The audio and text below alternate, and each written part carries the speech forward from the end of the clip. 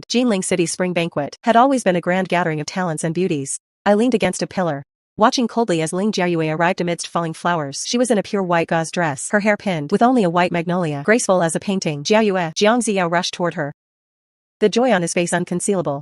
Even more ridiculous was Song Qian, the man who was always cold and aloof, actually stepped forward quickly to meet her with a tenderness in his eyes I had never seen before. Men. In the past life, when she returned, Song Qian had already been forced to marry me. She stood outside the wedding hall with teary eyes saying, I wish you both a long life together, and then fell ill for 3 months, which only made Song Qian's hatred for me even deeper. But in this life, Jiayue, Song Qian reached out to touch her head, but she dodged him. Song Qian froze in place. Ling Jiayue's affectionate eyes were filled with tears as she looked at him. Qian. I rushed back as soon as I received your letter. Song Qian's brow furrowed. I never wrote a letter. I heard as soon as I entered the city that you slept with Ziyao's personal maid. The garden went silent. She lowered her head, then looked up, tears falling in a way that pricked the hearts of every man present. I saw several young masters unable to contain themselves, their eyes full of pity. After all, she wasn't just Jinling's top beauty, but also a renowned talented woman of the south. Now that everyone is here, the real show begins. Song Qian pulled Ling Jiayue to the pond. Qian.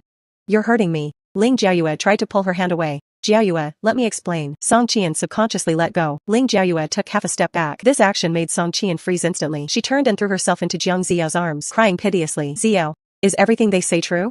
Jiang Ziao patted her back, while looking defiantly at Song Qian, and Song Qian's face had turned so dark it was practically dripping with gloom. Truly spectacular. I sipped my peach blossom wine, hiding the smile at the corner of my mouth. That letter with Song Qian's signature was a masterpiece I spent 3 nights forging. In my past life, to please him, I practiced imitating his calligraphy for half a year. I had hoped to gain a sliver of his favor, but only received his cold words. You will never compare to Jiayue. Yujia, this play. Are you enjoying it enough? Qin Wang's lazy voice sounded above me. Then his presence enveloped me without warning. He appeared behind me out of nowhere, his crimson robe brushing against my wrist, carrying the heat of pine and wine. His breath brushed against my ear. My body stiffened as I forced myself to stay calm. I asked with feigned ignorance, what is Master Qin talking about?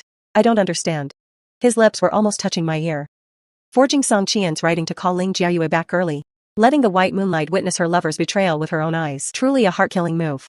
My heart rate suddenly accelerated. How did he? I thought to myself. Lowering my eyes, a thought flashed through my mind. Should I kill him? But then I remembered his skills were quite good.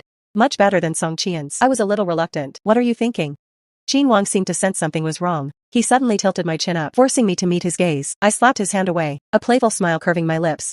I beckoned him with my finger. He leaned down face to face, the tip of his nose almost touching mine. His warm breath hit my face. Master Qin. This rogue reputation of yours has fooled everyone. Takes one to know one. Everyone says the eldest Miss Jiang is virtuous and kind, a model for all women. But seeing you today, in my past life, it was those 4 words, virtuous and kind, that acted like heavy shackles, binding me my entire life. Because of those 4 words,